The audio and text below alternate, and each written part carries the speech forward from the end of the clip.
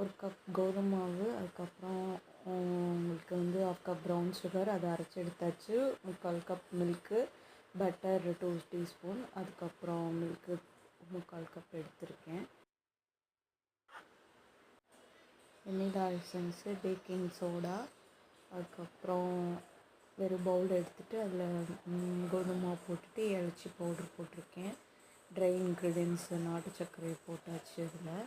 அதுக்கப்புறம் இப்போ வந்து இது பேக்கிங் சோடா போட்டிருக்கேன். அடுத்து பேக்கிங் பவுடர் போட்டாச்சு.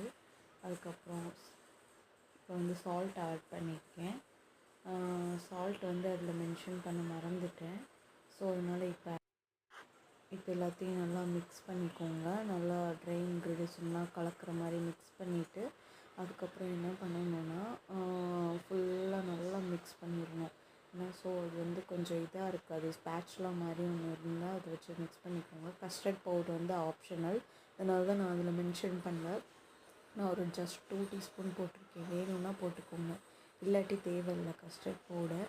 அதுக்கப்புறம் உங்களுக்கு வந்து இப்போ வந்து அந்த சின்னமான் பவுடர் வந்து ஆட் பண்ணுறேன். அது வந்து சும்மா 1/2 டீஸ்பூன் தான். உங்களுக்கு 1 டீஸ்பூன் வேணாலும் போட்டுக்கலாம் ஃப்ளேவருக்காக, அதனால தான் 1 டீஸ்பூன் மென்ஷன் பண்ணியிருக்கேன். பட்டர் இப்போ ஆட் பண்ணிட்டேன். இப்போ வந்து வெட் இன்க்ரீடியன்ஸ்லாம் 1 பை 1 ஆட் பண்ணிகிட்ருக்கோம். பட்டர் ஆட் பண்ணி முடிச்சுட்டு இப்போ வந்து நெக்ஸ்ட்டு வந்து என்ன ஆட் பண்ண போகிறேன் அப்படின்னா, இது வந்து மில்க்கை வந்து நல்லா ஃபுல்லாக மிக்ஸ் ஆகிற மாதிரி ஆட் பண்ணிக்கிறணும். அதுக்கப்புறம் வெண்ணிலா எசன்ஸ் அது வந்து 1 டீஸ்பூன் ஃபுல்லாத்தையும் ஆட் பண்ணிவிட்டு பீட்டர் வச்சுருக்கேன். ஸோ பீட்டர் வச்சு நல்லா மிக்ஸ் ஆகிற மாதிரி, உங்கள்கிட்ட பீட்டர் இல்லைனாலும் பரவாயில்ல, நார்மலாக இருக்கிற ஏதாவது ஒன்று வச்சு இது பண்ணிக்கோங்க. ஸோ பீட்டரை வந்து ஆட் பண்ணியாச்சு. பீட்டரில் வந்து நல்லா மிக்ஸ் பண்ணியாச்சு. மிக்ஸ் பண்ணி முடித்த உடனே இப்போ வந்து நல்லா மிக்ஸ் பண்ணிவிட்டு உங்களுக்கு காமிச்சிருக்கேன். அது வந்து ஒரு நல்ல கன்சிஸ்டன்சியில் வந்து உங்களுக்கு வரும்.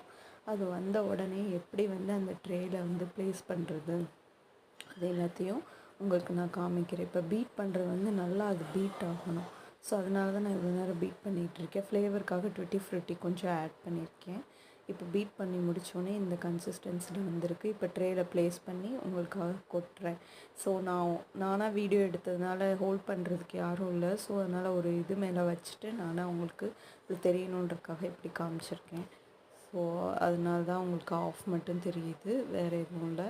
இதுக்கு மேலே டாப்பிங்காக உங்களுக்கு டுட்டி ஃப்ரூட்டி நீங்கள் வேணால் போட்டுக்கலாம். அதுக்கப்புறம் எதுனாலும் போட்டுக்கலாம். இதான் அவுட்புட்டு. கேக் நல்லா வெந்துருந்துச்சு. நான் திருப்பி இது வந்து பண்ணோடனேயும் எனக்கு நல்லா ப்ளஃபியாக இருந்துச்சு பார்த்துக்கோங்க. Thank you guys.